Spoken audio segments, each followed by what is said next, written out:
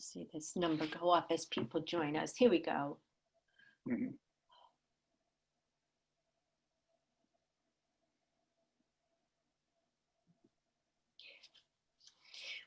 Well, hello everyone, and we'll take a second and welcome you to the Long Island Board of Realtors Wednesday webinars. We have a very special guest today who I will introduce. We'll let everyone get settled in. We will start in a moment. And we want to welcome you on this beautiful Wednesday, September afternoon to LIBOR's Wednesday webinar. We are here with a very special guest with a very, very important topic, realtor safety. We'll let everyone get settled in and we'll begin in just a moment.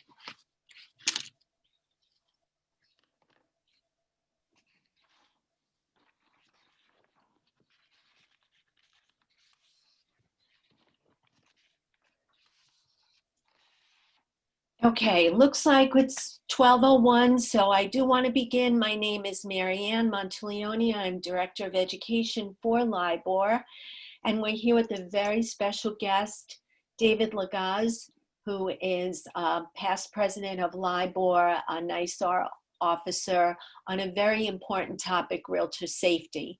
He brings a host of qualifications to us today, and so that I don't miss anything, I want to read it. So welcome, David, and let me read your introduction. Thank you.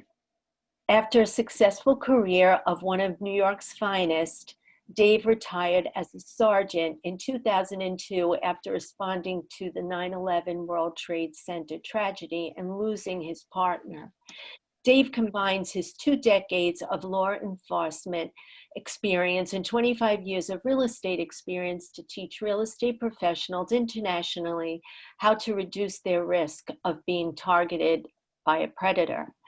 In 2019, as a graduate of the NAR Leadership Academy, Dave petitioned NAR's leadership team to create a Realtor Safety Advisory Committee and was appointed its first chairperson for 2020. He is also the education chairperson and board of director with the Beverly Foundation, whose mission is dedicated to improving agent safety. Dave also co-authored an agent safety book named Safe Selling, a practical guide for preventing crime without sacrificing the sale. He is the 2020 New York State Association of Realtors, or NYSAR president-elect, and was the 2017 Long Island Board of Realtors president and their Realtor of the Year in 2014. Dave has been an NAR director since 2013 and a NYSAR director since 2012. So we wholeheartedly welcome David Legaz. Thank you, Marianne.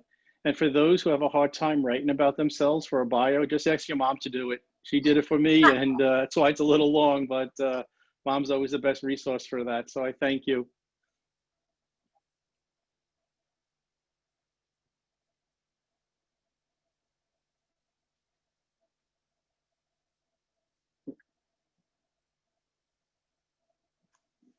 Let me share that screen. Okay, perfect.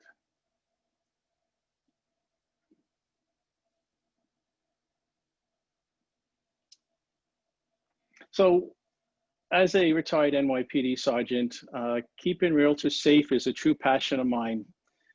Throughout the entire year, not just during the Realtor Safety Month, though I'm glad that during September we can refocus on things that keep us safe. Years ago, the real estate industry made a false assumption that crimes against agents were random, opportunistic street crimes. And as a result, we were taught about awareness and not about predatory behavior. And with my current assignment with NAR as the chairperson for the Realtor Safety Advisory Committee, we're changing the way the teachings are occurring. In speaking with criminal behavioral therapists, they're reporting a spike in predatory behavior due to the stress of the COVID lockdown. And you'll learn today that the hunting phase of the predator is a response to their stress. Most of us handle stress by doing more healthy things like yoga, meditation, exercise, running, and other hobbies. Unfortunately, I've already seen an elevated attack upon realtors. In the next hour, We'll be exploring the criminal behaviors and their mindset, how to protect yourself by removing things that attract a predator, the importance of following your intuition, situations when you should take a partner, and some best open house practices. I welcome questions throughout today, and Marianne will relay what you put into the questions and answer box.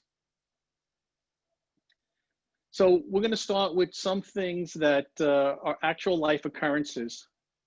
Both charged with felony abduction and misdemeanor assault after allegedly attempting to abduct a 54-year-old realtor as she waited to show a home in North Ridgeville. The woman was scheduled to show a home on Homecrest Drive when Helton and Evans allegedly asked her for a business card and then grabbed her and attempted to pull her into an SUV.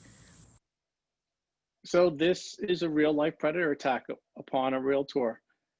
Ask yourself, would this attack happen if the agent wasn't alone? Remember you said. Yeah. Okay.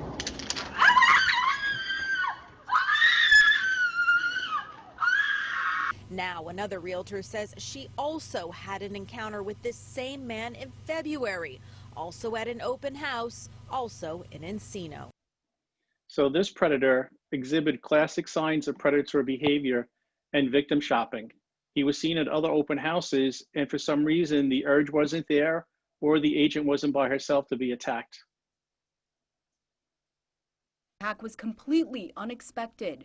She says 34-year-old Holdren showed up like any regular customer Saturday and even took a complete tour of the home. It makes absolutely no sense, but he came in and he signed in. He gave his name, he told her where he worked, and he told her about his children. Grant says Holdren left when another client arrived, but he returned later, telling Farrington he had left his phone in the basement. What changed from the minute he left until he came back, no one will ever know. That's when Farrington says he attacked her with a crescent wrench, saying he hit her over the head with that wrench up to 12 times. So nothing changed. He went there with the idea and the urge to attack. It only stopped because there was other people there, so he had to come back. And he gave his real name and his real contact information, told them about his family and all about where he worked, because predators will give their real name and contact information. They're not afraid of being apprehended during these attacks, so they do give true information. But ask yourself again, would this attack happen if Lenore wasn't alone? We got into the master bedroom and he pulled a knife out. And I could not believe it was happening. He showed the knife and a can of bear spray. He asked me to take off my ring and to get in the closet. Donna says she felt her life was in danger. I have a license to conceal carry and I had a firearm, and I drew my weapon. As I drew my firearm and he saw that I had that, he doused me with bear spray. So at that point I could not see, barely see, and my skin was burning, my eyes were on fire, and so I fired. So when I teach this course throughout the country, usually 75% of the agents in my class actually have a concealed carry permit, and realtors across the country do use or do conceal their weapon while they're showing. We understand in New York City and especially New York State, it's hard to obtain a concealed carry permit. The only thing I say that if you are going to have a concealed carry permit and you're able to get one, be sure to go to the range and practice. The New York City Police Department officers have to go twice a year in order to maintain their carry permits.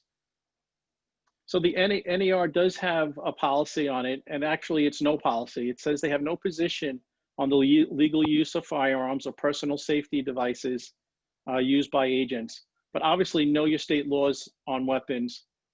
And again, if you are going to carry and you're properly licensed to conceal carry, regularly practice at the range. Brings me to self-defense weapons. Pepper spray is most commonly used by agents carrying them on a showing. There are some requirements though in order to get pepper spray legally. You must be 18 years of old. You cannot have any convicted felonies on record. It has to be used for self-defense purposes only, and it cannot be shipped to a New York State address. You have to purchase it from an authorized pharmacist or a firearm dealer or a sporting goods store. And as a matter of fact, my local pharmacy in the village does have mace that he sells behind the counter. And then stun guns and tasers. Originally, New York State had a law that you were not allowed to carry them, but the federal court overturned that in 2019. So as if they believe it violated the Second Amendment right to bear arms. So you're allowed to carry stun guns and tasers, though I caution you, if you use a stun gun, you have to get into their space to actually touch it and use it. So tasers are what the police department uses. Those are the two darts that shoot out about 20 feet. So this way you don't go into their perimeter space. But stun guns and tasers are allowed. Here's another predatory attack that happened. To some troubling behavior in Hillsborough County. Deputies tell us a man is going around looking for female real estate agents who are alone and then inappropriately touching them. And this happens more frequently than it's reported. A lot of the female agents don't report these sexual abuse attacks in fear of shame, but it does happen too much in our industry. She was showing this home to a potential client when he told her there was a leak in the bathroom. As she walked in, he came in behind her, slammed the door shut, and shoved her against the wall, yelling sexually explicit profanities. The victim says that she remained calm, fought back, and made up a story her attacker fell for. So again, by fighting back, she was able to escape. And the story she told to the predator was that the sellers were on their way back home to the house, and that's what stopped the attack from proceeding further. Court documents say Jason Haddad was inside his house alone with the victim. Police say as the two were going room to room, Haddad asked her, quote, what her fetishes were. The victim was, quote, caught off guard and did not respond because she wanted to remain professional. The two continued throughout the home, and according to police, the victim found numerous sex toys, a rope, and handcuffs in one of the rooms. Police say after that discovery is when Haddad sexually assaulted the victim. This was a listing appointment. We always thought about stranger danger is when dealing with buyers, but this was a listing appointment. In Long Island, I believe it was last year or the year before, we had an incident where a strange person was calling agents to come for a listing appointment, and when the agent walked in, she would find him butt naked. Unfortunately, the police couldn't do anything because he had a right to privacy in his own house. But luckily, each of those times, the agent was able to flee safely. Milwaukee realtor James Olson thought he'd be meeting a woman at 15th and Burleigh to show her a rental property. I got there, and she was sitting on the porch. When they walked inside, and it just seemed strange to me that all the doors were closed. Things took a scary turn. And when I entered the kitchen, the door swung open, and a gunman approached me and just stuck a gun right in my face. Seconds later, another man put another gun to the side of his head. And then they whacked me in the back of the head. They rifled through my pockets, asking me where the money was. They left Olson bloody and hurt, stealing his wallet, wedding ring, and iPhone. I feared for my life. I really thought that laying on the floor, I was going to get shot in the head. In doing my research from my safety book, I had an opportunity to speak to Olson. He is 6'2", 255 pounds, a big, strong, burly man, and he was a victim of this predatory attack. National studies show that 30% of victims are men. Near this model home in Hanover, Maryland, sales representative Stephen Wilson was shot to death Wednesday evening at about 5 p.m. His cell phone and laptop were stolen. Again, another male victim. The next video I'm going to show you was the surveillance cameras that was on the home. It's very, very frightening. Let me share that with you. This is the murderer approaching the house with a rifle minutes before he killed the agent.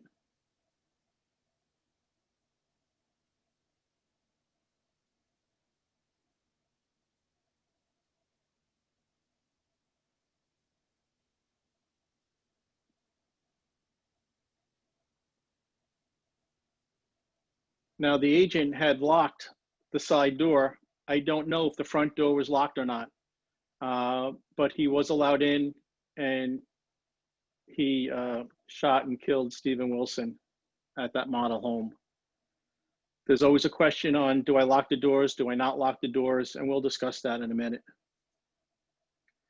This was in 2017. Very creepy, very weird. There was a property that was for sale with a yard sign, and next to it was this property. And on the shed and the fence, there were pictures of other realtors, female realtors in the area in Albine, Texas. And we know that when we watch these crime shows, these predators, these sick people have shrines to the people they're going to kill, the people they've killed or attacked. And the police were alerted to this, and luckily there were no attacks. And the agent who was showing that property next door that was for sale was smart enough to recognize it and call 911. But no citations were issued as no crime had occurred yet, but glad that nothing had happened. But this was very, very scary in Albine, Texas in July of 2017. But realtor safety has been a concern for years. Dragnet, 1967, they did a case on the missing realtor, real estate broker. And we know that Dragnet showcased crimes that were true and changed the names to protect the innocent. And even in 1967, there were attacks on realtors. It was warm in Los Angeles. We were working the day watch out of homicide. The boss is Captain Brown. My partner's Bill Gannon. My name's Friday.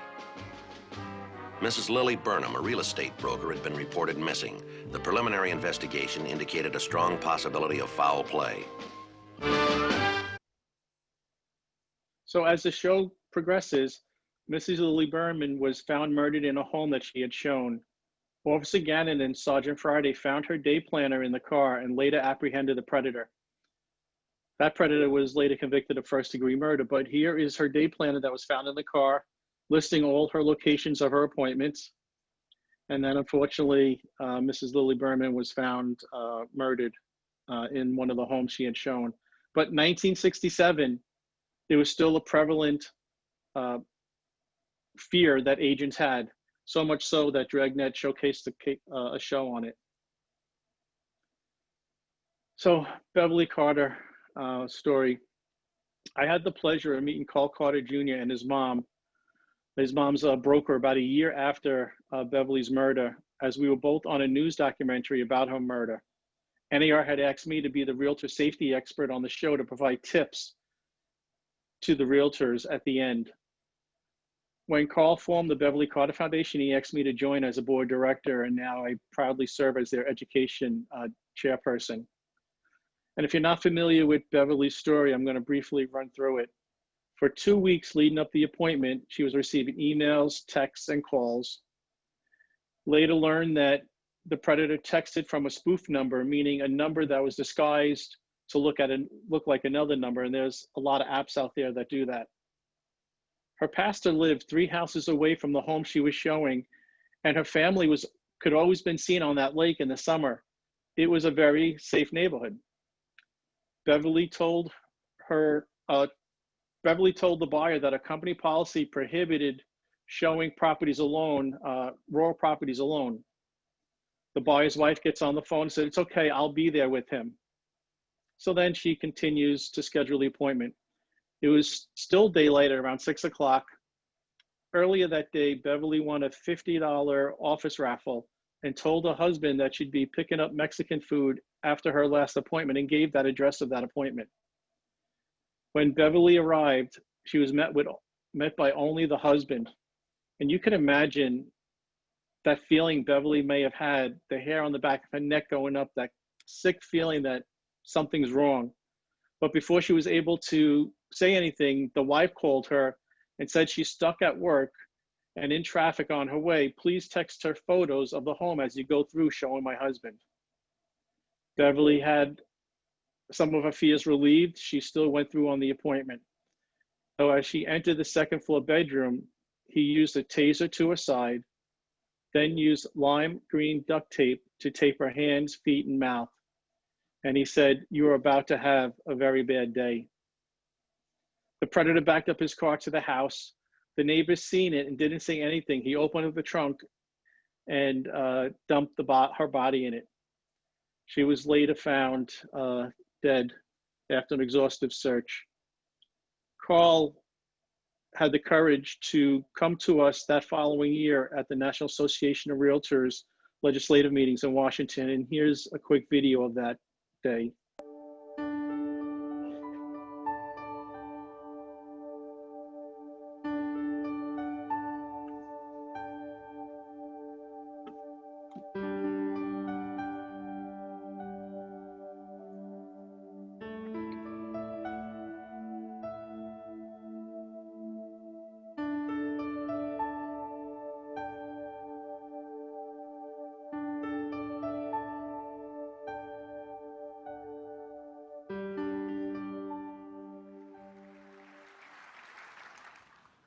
I'd like to invite Carl Jr., Beverly's son, to say a few words on behalf of the Carter family. Take 5 or 6 minutes. Thank you.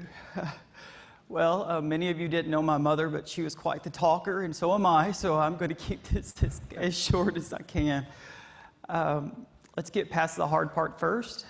If you don't know, last September, it was Thursday, September 25th, my mother went to meet a customer and show a property, and from there she was kidnapped with the intent to hold her ransom, and she was ultimately murdered and buried in a shallow grave.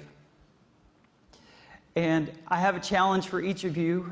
I have a challenge for myself, because I've always been that person that's like, well, it could be you, but it really can be you. And I don't ever wish for any of you, for your family members to be standing where I'm standing today. But the challenge is to not let Beverly Carter, to not let my sweet, precious mama be a 1 in a million. Let's learn from her. Let's be prepared.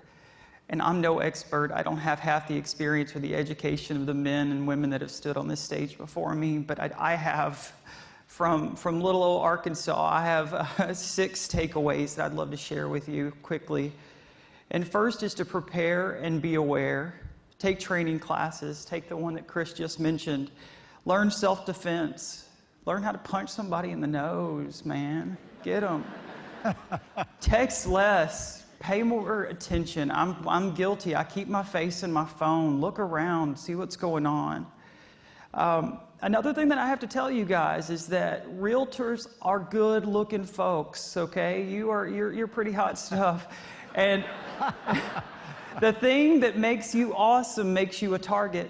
My mama was gorgeous, and I can't tell you how many times I got beat up in school because guys would say, "Man, your mama's good looking," and then I'd get a pounding when I tried to fight them. So be careful, because you're awesome, and unfortunately it does make you a target. Number 2 is to empathize with your customers, and I think that you can all understand as you tried to fly into DC and you went through all that, the blessing of TSA. And now as we see industry changes, to protect you, no one likes to be treated like a bad guy. And so we have to understand that our customers it's gonna take some adjusting for them. Third is to find and cultivate your happiness.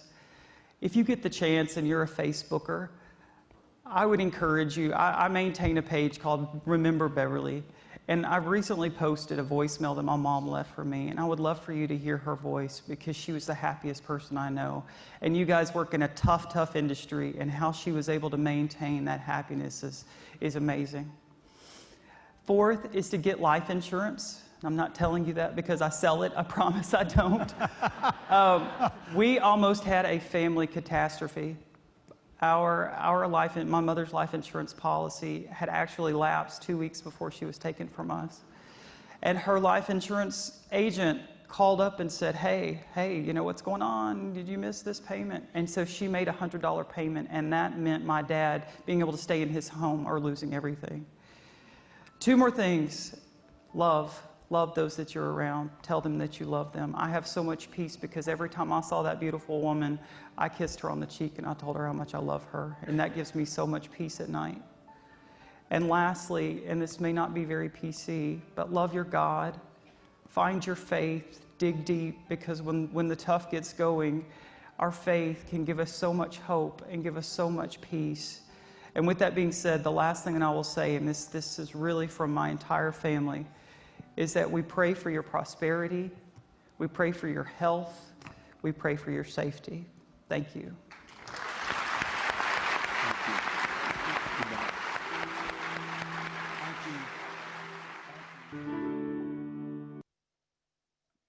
So since Beverly's death, Carl has taken on this fight, created the foundation. He became a realtor, and his passion is to make sure this doesn't happen to anyone else. So I teach these classes with Beverly in my heart, and the speaking fees I collect as a speaker, I donate directly to the foundation. When asked why he chose to rob and murder real estate agent Beverly Carter, her killer answered, because she was a rich broker working alone. If you were to walk through a local mall and ask 100 women if they would meet a strange man at an empty property, most would say no. For a real estate agent, that's part of the job description. And we do that every day. You wouldn't tell your son or daughter to meet a stranger at a vacant house for a job interview. We do it. We may lock our doors in our homes, but we allow every stranger to enter an open house. These are things that we have to start considering and maybe changing the way we practice real estate. So if the first 20 minutes of my presentation didn't tell you that we have a high-risk occupation, according to the US Department of Labor, we do.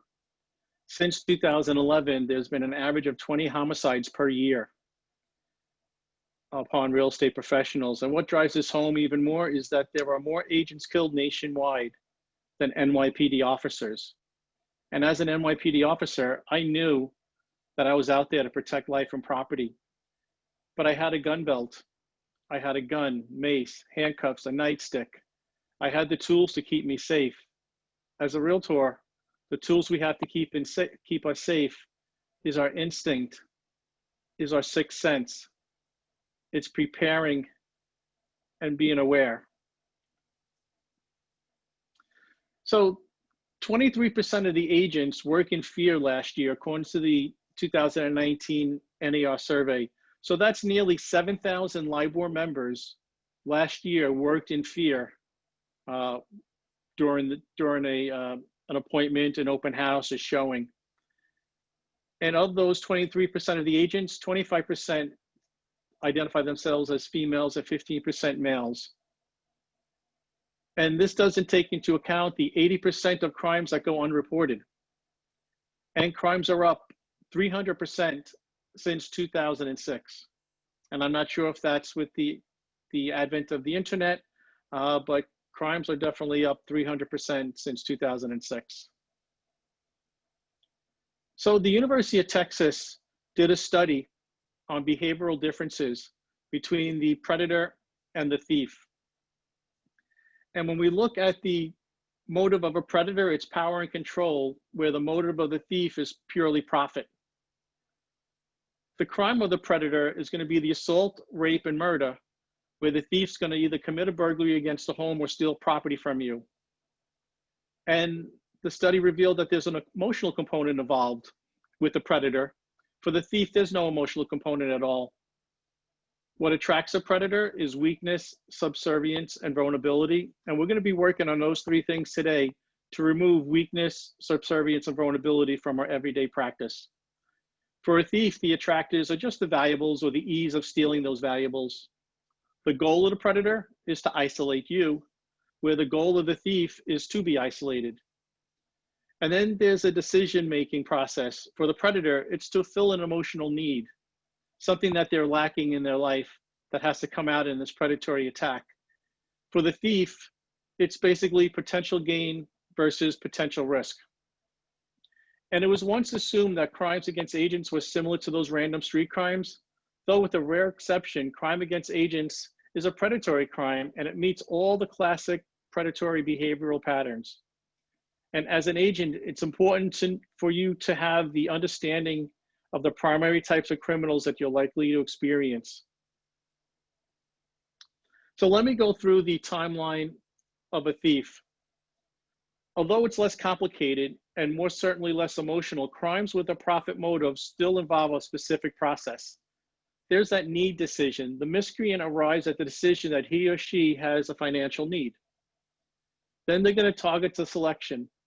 They're going to target you or the property depending on their preference of the primary target. If you're the primary target, you're probably just chosen at random. But however, more likely that the predator has chosen you specifically because he feels that you may be carrying cash or expensive jewelry. And when we look at Beverly Carter, she was a rich broker working alone. She came off the appearance of being a rich broker. If the property is a primary target, you are merely a catalyst and chosen at random. Then there's the planning stage, and depending on the severity of the crime, there may be little planning involved, such as a simple robbery of your items on person or stealing property from the home, or kidnap for ransom or a whole house burglary. Then there's the execution, and just like with planning, the execution may be simple and take relatively no time or resources to commit it. And if the predator is there to steal easily concealable items from the home, he'll try to separate you and distract you from the home. And here are some identifying behaviors. And there's what we call the split play. And the split play is when a husband and wife pose as buyers, and you have a female realtor sitting at the open house. The female buyer talks to the female realtor and starts bonding with her, talking about how horrible her husband or spouse is, while the male buyer goes around and steals property from the home. If it's a male realtor at the property, the female buyer will then flirt with the male realtor, distract him, while that male buyer goes around stealing properties from the home. Then there's the dust check. And the dust check is very common. I've seen it happen and someone tried it on me. What they'll do is they'll take their finger and run it along the sill of a dresser and look at the dust. Then run it along the top of a headboard and look at the finger for dust. Then when they go to the double hung window and look at their finger for dust, they just unlatch that lock to come in later to commit a burglary. I was at an open house and I saw someone do that, and I kicked them right out of the house and notified 911 that there was a potential bad people casing the property, looking to come back, and that's the dust check. Then there's the windows and door gaze. They walk into the home. They're not concerned with the professional gourmet kitchen or the beautiful inlaid hardwood floors. They're more concerned to see who could see outside and what views they have inside the home. Then obviously, if they ask about dogs, alarms, or cameras, you should be raised suspicion. Then we have the timeline of a predator crime. So predator's motive, like I said, is power and control, and there are emotional components to that crime and all the activities that lead up to it. For a predator, their crime and all the activities are part of an obsessive compulsive cycle, meaning that they make the decisions to fill that emotional need and they get an actual high off of each activity involved. And similar to a binge alcoholic, getting the high is the most important thing, and they'll do anything to get that high. It's much easier to do this if the agent feels comfortable and confident with the predator. And this is why I personally believe that meeting the buyer at the office and getting a copy of the driver's license may not deter a predator or prevent a crime. I've interviewed many realtor victims, and they've done those steps and they were still attacked by the predator. But to the predator, this is an opportunity for them to gain your trust and confidence. Furthermore, with 80% of the crimes against agents go unreported, a typical repeat rapist may have an average of 11 victims before he's ever arrested for a sexually based offense. So the predator's not worried about the potential victim knowing their identity. And here are some common progression of the precursor or the hunting behaviors of a predator. There's that initial focus, and it's all around the photography or photographs of the agent. The crime begins when the predator first notices the agent or agents. Typically, this occurs through photographs. Avoiding certain types of smiles can reduce the risk of being targeted. Then they're going to focus their behavior. It's their research stage. And typically, they're focusing on your professional information. During this phase, the language and the information the agent has on his or her website may encourage or discourage the predator from staying focused on the agent. If your website says, "I'm here to serve all your real estate needs," as opposed to, "I'm professionally trained to guide you through the difficult process of selling a home," I believe the first one, "serve all your real estate needs," is less professional, and to a predator may show signs of vulnerability and weakness. Then there's the fantasy stage, and this is where they insert elements of your life, the agent's life, into theirs as they stalk you. So they start beginning to fantasize about the agent. The predator is going to use your personal information, typically collected from social media, and insert elements of the agent's life, real life, into the predator's fantasy life. And if they did that to me, they would see that I'm an avid boater, I love fishing, I cook what I eat, and I make great meals with great wine. To a predator who was trying to fantasize about me, he'd be on the boat with me, I'd be helping him fish, he'd be in my kitchen, help prepping my meal, and sitting at my dining room table, sharing my food and wine with him. And this is how deranged and sick these predators are. And during this stage, the agent has the opportunity to encourage or discourage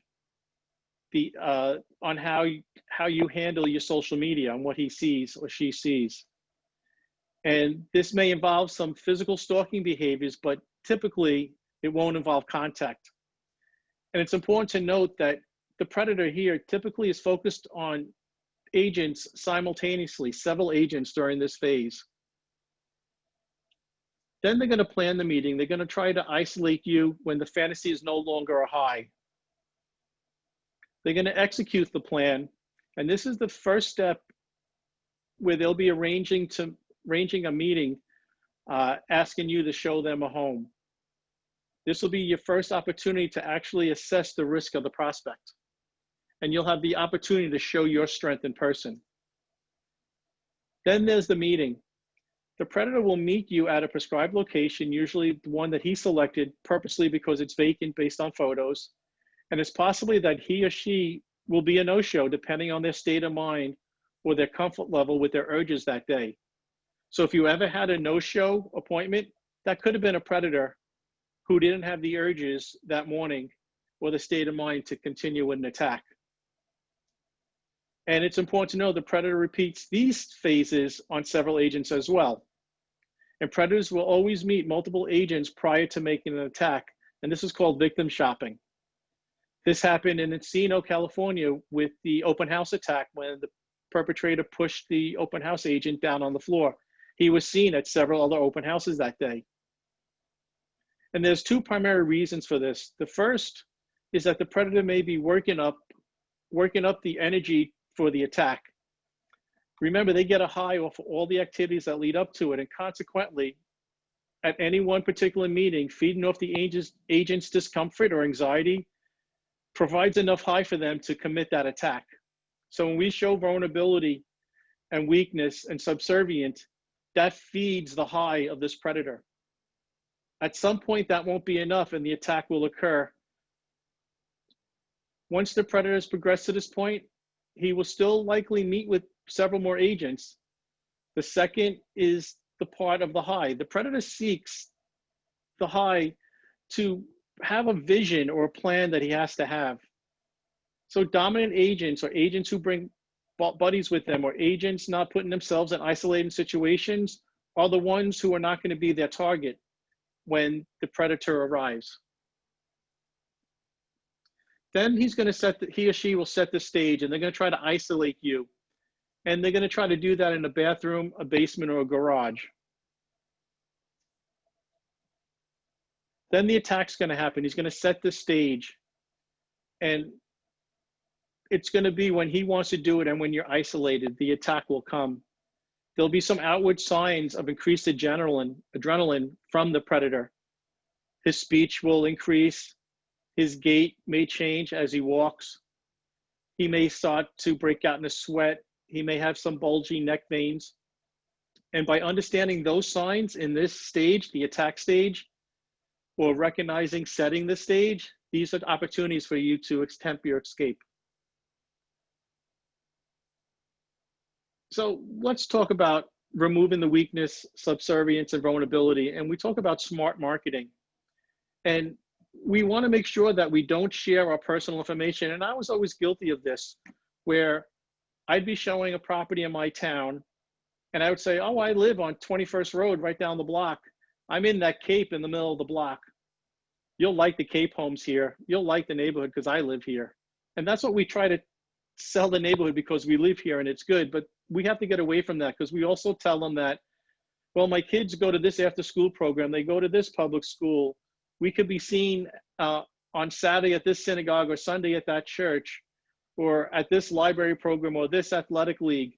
So now you just told the miscreant how they could attack you and your family.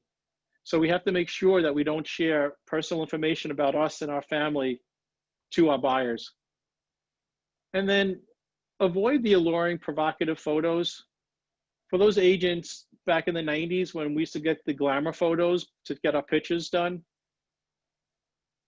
you look at Beverly here. She looks like a beautiful, rich broker. She has the string of pearls. She has a beautiful smile. She has a head tilt there we'll speak about, but it doesn't look as much as professional as it does provocative or seductive. And to a predator, that's what they look for.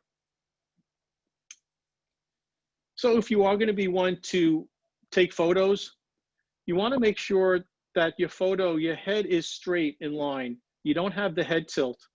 The head tilt shows weakness, subservience, and vulnerability to a predator. So let me speak a little about background checks and why I believe these commercial background checks may be ineffective. We know that the database may contain about only 13% of convictions, because this commercial database isn't the FBI database. It isn't the NYPD database that they access. These are the commercial, readily available ones that these apps have. There's a 30% error rate. We know that habitual and serial rapists commit at least 11 crimes before they're ever arrested. And 70% of the people don't even have a felony conviction are predators. So what's the right way? How do you protect yourself? Well, through collaboration and cooperation. When I was the president of LIBOR in 2017, I did extensive research on different apps that could protect the agent. And I found this company called Real Safe Agent. And it's not just a safety app, it's a crime prevention system. And I'll show you a quick Real Safe Agent screen video. is now organized by the problems your agents face. Clicking on each problem will take the user directly to the feature that solves that problem. The first screen of each feature has a dialog box with step-by-step instructions, as well as an instructional video. The user can also turn the dialog boxes off. Whose phone in the prospect link can reveal red flags like prospect dishonesty, the use of high-risk phones, and indicators of predatory behavior. So this is available. You can go to realsafeagent.com, get more information. You can go to the Google Play Store or the App Store, download the app, register. You'll click to find your association. You'll receive a text code, and then you'll enter it into the app. As a matter of fact, their training consultant, Ray Beckett, will be doing a webinar next Wednesday, September 30th at noon, to go over the features of this Real Safe Agent app. And it's a free LIBOR benefit to our members. And it'll keep you safe, not only by putting someone's phone number in, but it keeps a track of everybody who's had appointments, and the agent rates how they felt during that appointment. So this way you know whether or not to take a buddy with you. And this app will also help you find a buddy to go with you on an appointment. So it's one of, in my opinion, one of the best apps out there to keep you safe through cooperation and collaboration. So that's September 30th, next Wednesday at noon. So how do we deter a predator at the beginning of the initial call. So we're going to use neighborhood and property information. We're going to establish power and control, and we're going to set expectations. So at the buyer's initial call, we're going to say, thank you for inquiring about 123 Main Street. It's one of our most popular listings. This home has plenty of windows accenting the natural sunlight. So by using neighborhood and property information, we may be deterring a crime. We're telling them that there's plenty of windows accenting natural light, so that means people can see inside. We're removing, so we remove that aspect of trying to be isolated if people could see you inside. The next part is we're going to establish power and control. And we're going to say, instead of meeting at your time of 5 p.m., let's meet at 5:30. Even though you know 5 o'clock would have been good for you because you have the key, the property's vacant, you know you're available. But by changing the time, you're not going to raise any red flags to the buyer, a true buyer, but to a predator, you're taking back power and control. And then you're going to set expectations by saying, we're going to be spending no more than 15 minutes at the showing as the sellers are due to return at 5:45. Again, we know attacks from those real life incidents were stopped because someone was coming back. The agent had said the homeowners are on their way back shortly. By doing these 3 things, you could prevent an attack on the initial call. So pre-COVID, I would always encourage an empowered greeting. And to me, that's standing on the porch step and reaching down to greet someone. Psychologically, to a predator, you're not appearing weak or vulnerable as they're forced to look up at you.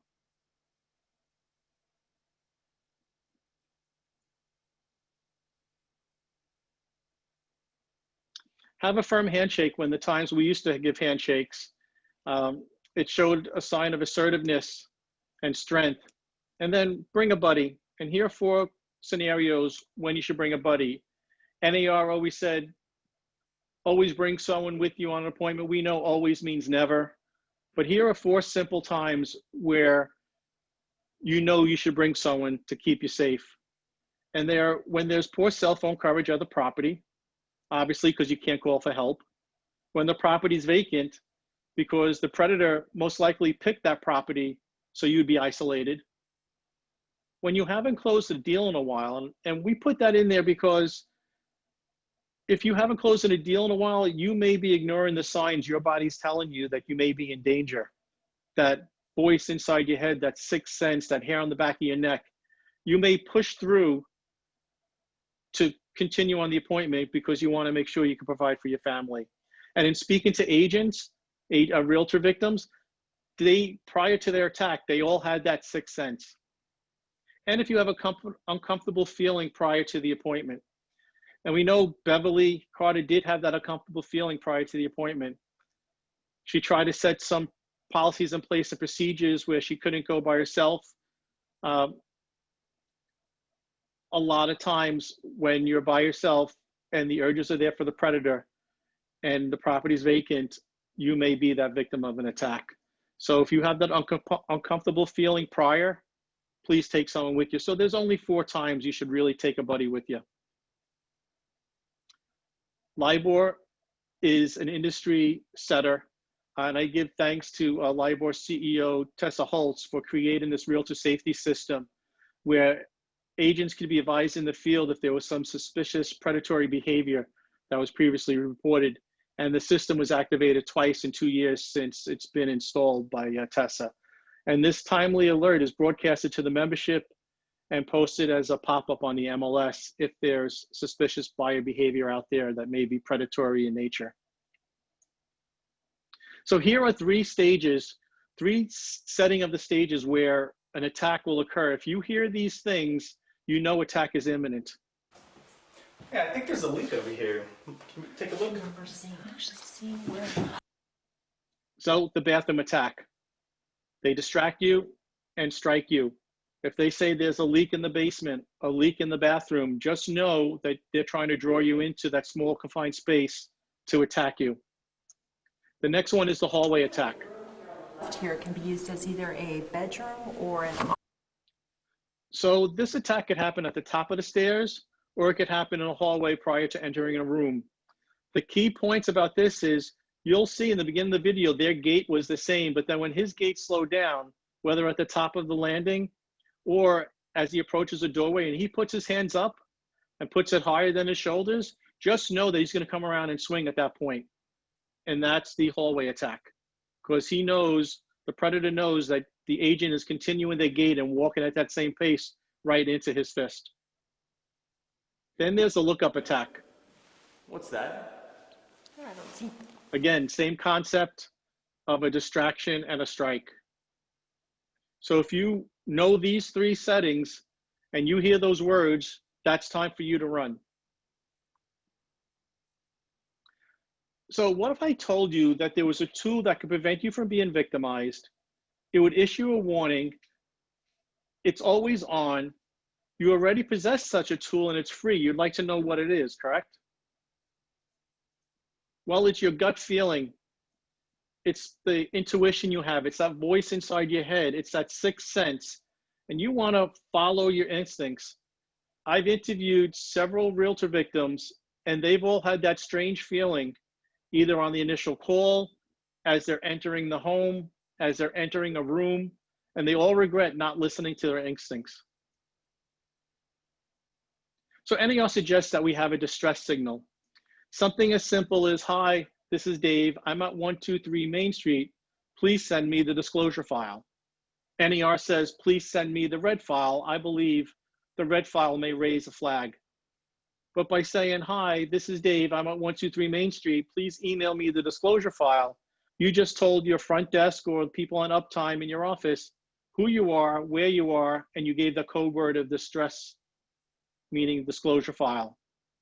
We know that our front desks, front office staff usually rotates. We can't keep good people up front. So make sure that this is reinforced at every sales meeting and every new hire, whether it's a new agent or a new front desk personnel, that they know this distress code, and each office should have an action plan when this code is received, whether it's calling 911 first, getting the guys in the office with bats out. In some parts of the country, it may take 15 minutes for a police to get to a rural spot. At least in New York City, I think the average response time is 5 to 6 minutes. But this is a code that I think could help as well, and you won't raise any flags with the buyer when you give this distress code. You'll know the app also has distress signals that could be applied as well. Now, let me talk a little about open house best strategies. In addition to being a broker, I also run a team. In order for my team to have the right to work an open house on my listing, they have to door knock. And it's a simple door knocking script. Hi, I'm Dave Legaz. I'm with ABC Real Estate locally. I was just dropping by to let you know we're doing an open house for this exciting new listing down the block at 123 Main Street, and it's priced at $795. The sellers are inviting the neighbors to come in between 12 and 1. So feel free to come in, even though the public open house is from 1 to 3. And pre-COVID, we were doing that for several reasons. One, we wanted to make sure that the neighbors kept an eye and an ear out for you, but it's also a lead generation opportunity. Inviting them in an hour earlier, you could have that special conversation with them about pre-listing, as opposed to them posing as a buyer between the regular open house. So we had them door knock prior. We never host it alone. It'll always be with 2 agents and a loan professional, loan officer, and we control the traffic. We'll plan escape routes. And personally, I like to have all my doors locked. And we know with COVID, there's only one family in at a time. So one comes in, one goes out, but I lock all my doors. I don't want that man in the rifle, as we saw in the video, sneaking up behind me. And then I ask them for ID and I sign them in. And I think COVID now is forcing us to do things a little better and more efficient on our open houses with regards to our safety. So here is an open house I did a couple of years ago, 30 degrees outside, 22 buyers outside, 6 inches of snow. They're all waiting in line as we let one family in and one family out. it does several things. Number one, it's great for your safety because no one else could attack you because you're controlling the traffic. It creates buyer urgency amongst the other buyers on the street there. And the neighbors think you're doing a great open house because every time they look, there's hundreds of people outside. LIBOR also has available at the LIBOR-store.com these notices that you could put on your door. So when people do come into the open house, they do have their ID ready. And then I have that stop sign at my sign-in table.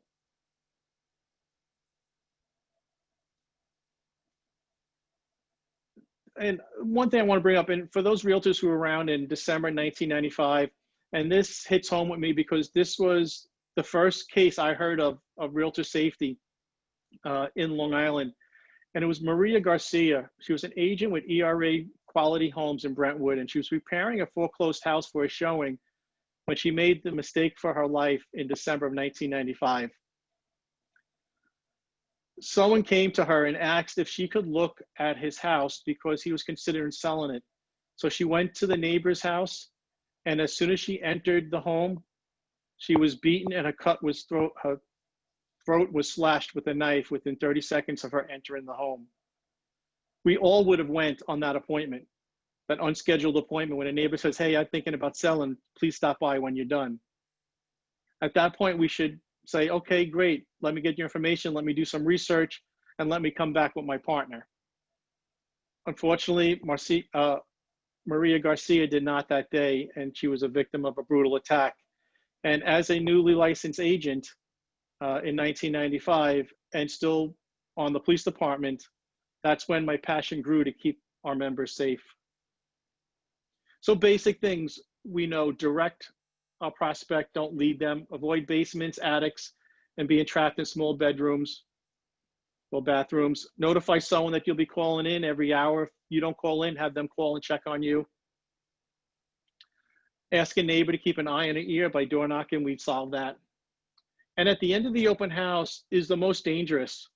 So be prepared to defend yourself at the end of the open house. And I was victim of this. Pre-COVID, I was doing an open house with my buyer specialist and a loan officer. 3 o'clock hit. My loan officer ran. My buyer agent went to go pick up her signs because she had another appointment. And now I'm closing up the house. As I get to the second floor, a man pops out of the door of the bathroom, and we both startled each other. And here I am teaching this, and I lost track of who was inside the home. And luckily, he wasn't there to attack me. A couple more slides here. Talk about safety tips. You should not only keep yourself safe, but keep your seller safe. You want to have your seller remove any prescription drugs. You want to stow away any valuables, the mail, cell phone, jewelry. You want to remove family photos, staging and stalking. We know for the staging purposes, but for stalking purposes, these photos are going online, usually in high resolution, where the predators could hunt the family, you, or the home. Make the house safe, remove hazards, butcher block and knives. My biggest pet peeve is the butcher block and knives. As a New York City police officer, we went to a family dispute. In the kitchen was the most dangerous spot because the weapons were there already. And in interviewing realtor victims and the police who investigated these realtor crimes against realtors, many of them did not bring a weapon. The one lady who was hit with the monkey wrench, that monkey wrench was found in the basement when he came back to attack her. So many of the predators don't have a weapon, knowing that they could get one inside the home. So the butcher block and knives, I always put it under the kitchen sink. Keep the house locked, deadbolts, sliding glass doors, sensor lighting. And be aware of unexpected visitors. We'll always tell the sellers about the buyers who may show up unannounced, or that real estate Craigslist scam where predators will take your listing, put it up as a rental on Craigslist, and ask for unsuspecting tenants to wire money to them. And then before we finish up today, I have one more topic that I want to touch on, and that's staying safe personally at home. And as an NYPD sergeant, one of my assignments were to supervise the domestic violence unit in numerous housing developments. And after learning that a realtor was killed by a husband in a double homicide a few years ago, it sparked my desire to spend just a few minutes on the domestic violence. And with the majority of us still working from home, already difficult situations can quickly escalate and create more danger. On average, nearly 20 people per minute are physically abused by an intimate partner in the US, and more than 10 million men and women each year. And murders by intimate partners increased almost 20% between 2014 and 2017. So if you or someone you know is a victim of domestic violence, there are numerous resources out there to help. The National Domestic Violence Hotline is open to anyone, victims, friends, or family, for safety planning. And that can be the planning to stay safe inside the relationship, or making a plan to stay safe during and after leaving. And you can reach the domestic hotline here at 1-800-799-SAFE. They also have an online chat if you cannot make a call. So you deserve to be safe at work and at home, and that's why I include this slide. So I will open up the questions and answers.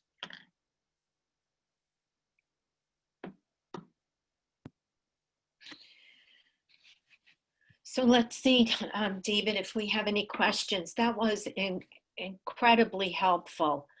You know, setting to hear, but that's the world we live in. But the tips and the information was just incredible. And just so that everyone knows, David has allowed us to record this, and it will be on our website under lirealtor.com/COVID, and just about all of the Wednesday webinars are there. So this will be there. Hopefully you'll view it again, take the tips, and also share with other realtors. Let's see, we do have a couple of questions. So we have someone, I had a nice buyer come back into the house to check the basement out one more time. After he left, I locked the front door and checked the basement, and it had been unlocked, obviously by him. So here's somebody who absolutely experienced exactly what you're telling us about.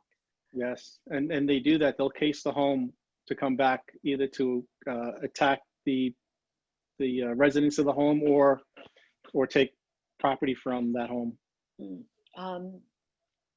And we just have a lot of thank yous. You know, thank you, Dave, for this great presentation. And I think that's about it. You know, as you were speaking, I was taking notes, but I just want to remind everyone, if you missed anything in the slide, please take a look at the video again. And please join us next Wednesday at 12 noon, as Dave said, for the Real Safe Agent app demo. It's a free benefit as a LIBOR member, and I'm hoping that you'll be with us and tell others to please join us. We do have another question. Would be great idea once you identify buyer while entering the property to make sure that the phone number and email is correct.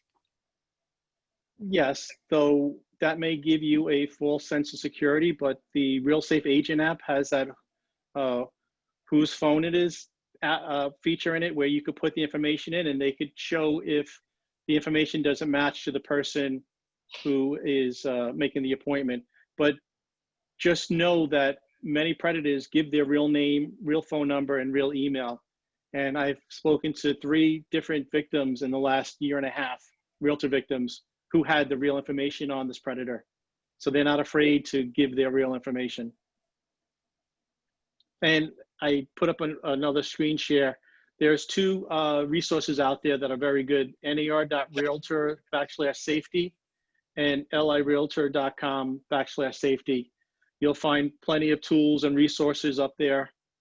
And if you want to download my free safety ebook, you go to safesellingbook.com, and you can download the PDF of the book, and it goes more in depth of what I wrote about here today. Oh, that's great. Just more and more thank yous. Thank you for the awareness, much appreciated. This was very, very informative. Thank you. It really, really was. So I encourage all of you to please go to our website, lirealtor.com/COVID.